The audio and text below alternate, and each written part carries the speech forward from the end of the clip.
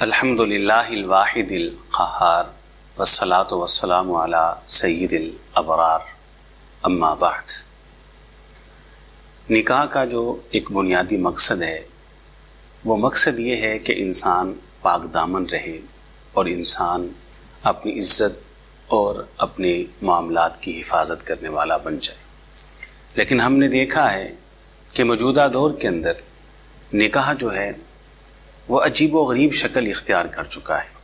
ہمارے گھروں کے اندر مصنون نکاح کا موقع ہوتا ہے تو یوں معلوم ہوتا ہے کہ اس گھر کے اندر کوئی مصنون نکاح نہیں، کوئی مقابلہ حسن ہونے کے لیے جا رہا ہے۔ بناؤ سنگار کا سلسلہ ایک طوفان کی شکل اختیار کر جاتا ہے اور ہم دیکھتے ہیں کہ ہمارے معاشرے کے اندر یہ مصنون نکاح کہ جس کا مقصد تو تھا کہ انسان نکاح کے بعد اپنی نگاہوں کی حفاظت کرنے والا بنے، اپنے دامن کو پاک رکھنے والا بنے اور اپنے آپ کو پاک دامن رکھنے کے لیے اس نکاح کے عمل کے اندر آئے۔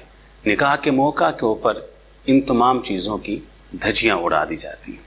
وہ کام کہ جن کے بارے میں رسول کریم صلی اللہ علیہ وآلہ وسلم نے ارشاد فرمایا تھا کہ ان کاموں کی وجہ سے اللہ کی لعنتیں اور پھٹکاریں ایک عورت کے اوپر پڑتی ہیں۔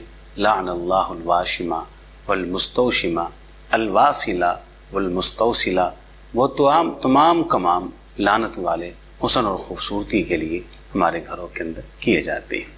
تو میری درخواست ہے ان تمام مسلمانوں سے کہ آپ اس نکاح کو رسول کریم صلی اللہ علیہ وسلم کی سنت کے مطابق سادگی سے کیجیے۔